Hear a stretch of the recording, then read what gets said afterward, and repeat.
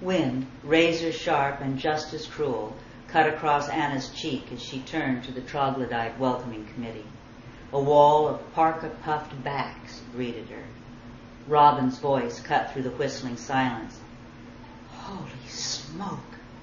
She spoke in the hollow whisper of a celluloid citizen seeing the mothership. Anna toddled to the end of the wall of flesh and goose feathers. Through the dense night of trees on the ragged shore, a huge, dark shape moved erratically. "A Windigo," Robin breathed. The Algernon Blackwood story of the Ojibwa legend that rangers told around the campfire to scare the pants-off park visitors flooded Anna's mind.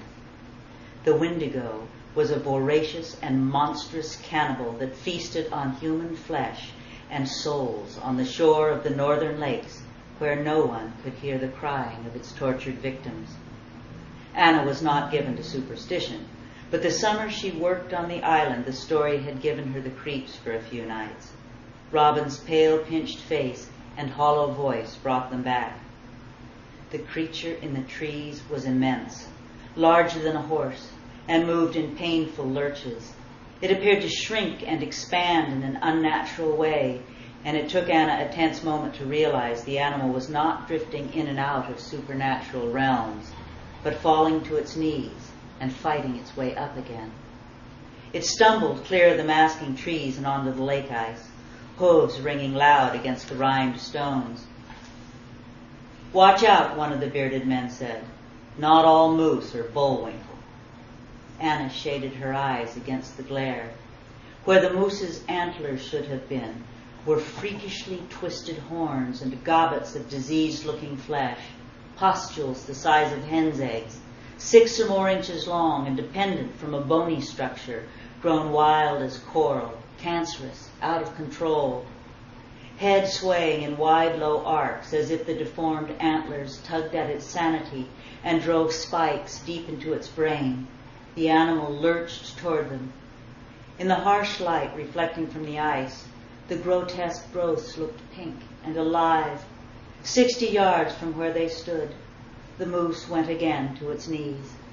Dark eyes full of anguish, it raised its massive head and cried, a tiny bleat like that of a newborn lamb.